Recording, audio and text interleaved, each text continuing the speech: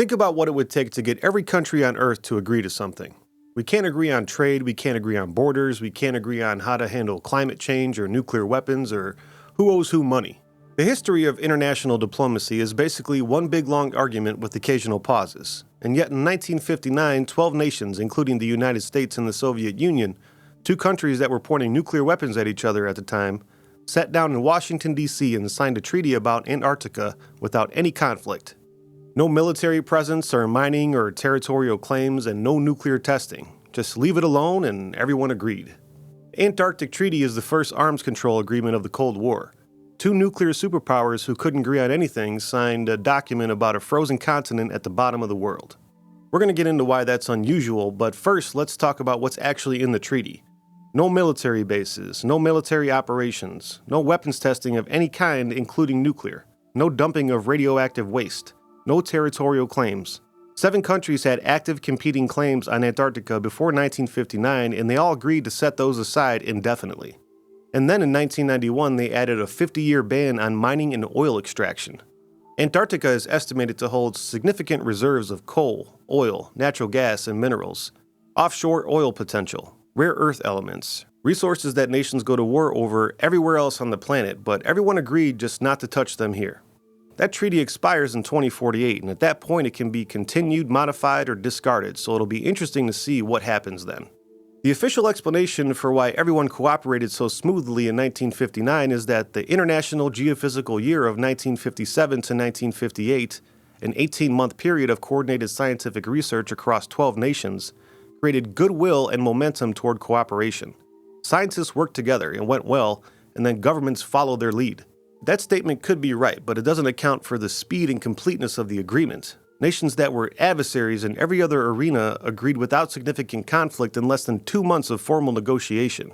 Something was making Antarctica feel like a place that everyone just needed to stay away from. The question is, what? And what was happening before the treaty?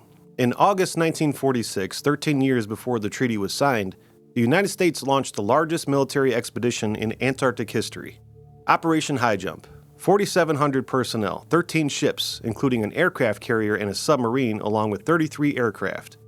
The stated mission was training in extreme cold, testing equipment, mapping the coastline, and establishing a research base.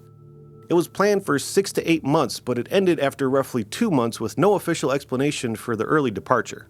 The participants themselves described being confused about the mission's purpose. Pilot Conrad Shin, who flew aircraft off the carrier USS Philippine Sea, later admitted that he didn't really know what they were doing.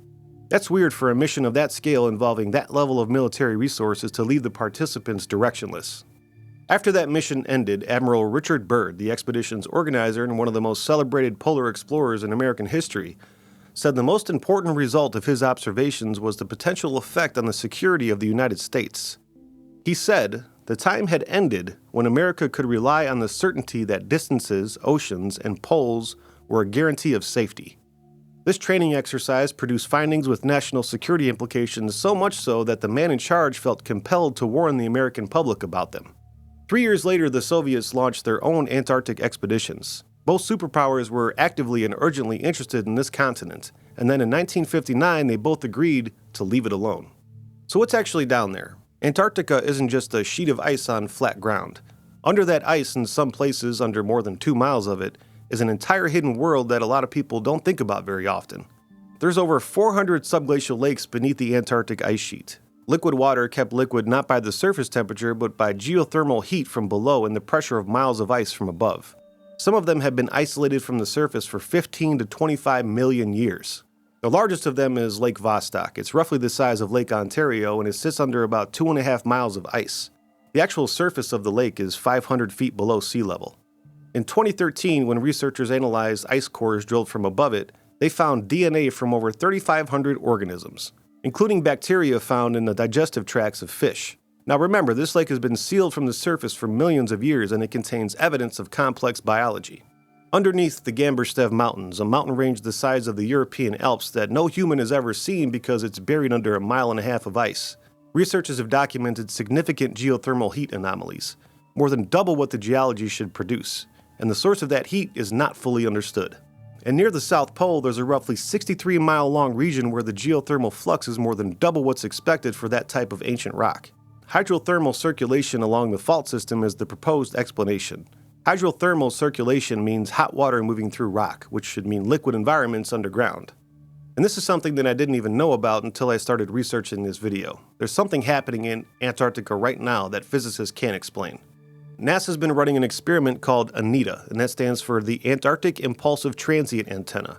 It's a balloon-borne instrument that circles Antarctica at high altitude, detecting radio waves from cosmic ray interactions. That experiment has been running since 2006.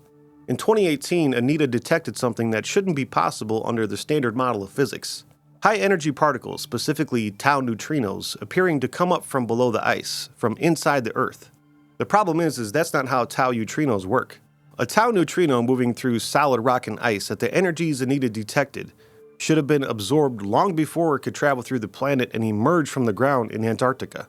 Researchers have proposed several explanations, and all of them ran into problems. The anomaly has been studied for years, and as of 2026, it remains the most significant challenge in the standard model of particle physics currently known. Something beneath Antarctica is generating high-energy particles that travel through the Earth, and no one can explain it. We covered the crypto-terrestrial hypothesis on this channel. The idea that something indigenous to this planet, not visitors from elsewhere, but something that's been here far longer than us, might be operating alongside human civilization in an environment that we rarely access. The Harvard paper we referenced proposed 4 possible categories. One of them was a civilization that retreated underground as the conditions on the surface changed.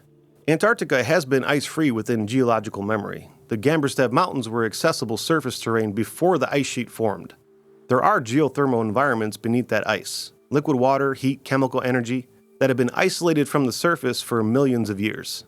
If something retreated underground as Antarctica froze and the subglacial environment became a refuge as the surface became uninhabitable, then whatever's down there has had 15 to 25 million years to continue to develop alongside whatever trajectory it was already on. Now, this claim is obviously not evidence-based. The crypto-terrestrial hypothesis itself is speculative, but the specific geography of Antarctica, the subglacial lakes, the geothermal heat, the isolation, the Anita anomaly generating something from below, it kind of maps out. And then there's the pattern of how humans behave around this place. The largest military expedition in Antarctic history that ended 2 months early with national security implications. The fastest international treaty negotiation of the Cold War era.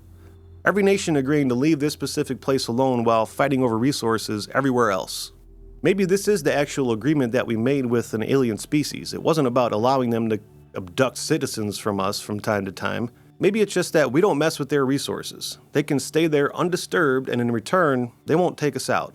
This could also be why there's so many UAP sightings at military installations. They're keeping an eye on us. If we mess this planet up with nukes, it impacts them as well, because they're here, right alongside us, and they've always been here. There's one more detail worth noting that I found somewhat interesting during this research. Between 2016 and 2017, a series of high-profile figures visited Antarctica privately. Former Secretary of State John Kerry visited during the 2016 U.S. election, officially to observe climate research. Patriarch Kirill, the head of the Russian Orthodox Church, visited in 2016 for what was described as a religious mission to bless the Antarctic waters. Buzz Aldrin visited and was medically evacuated. The King of Spain visited. Several senior government officials from multiple countries made trips that received minimal coverage. None of those visits have great explanations that would fully account for the timing and the profiles of the people involved. The head of the Russian Orthodox Church doesn't have an obvious reason to visit Antarctica unless he's just an avid explorer, which he could be. But a former Secretary of State visiting during one of the most consequential weeks in American political history is just unusual timing.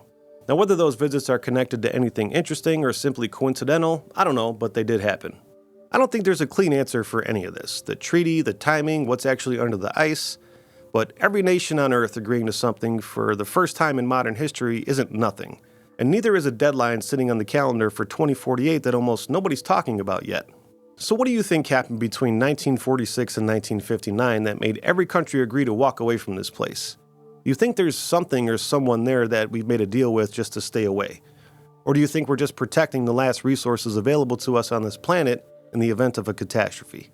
Antarctica is one of those places that really intrigues me because usually when you don't have access to a place and they deny you access to it, it's for a reason. Like there's something there that they're hiding or something is hiding there that they don't want us to see.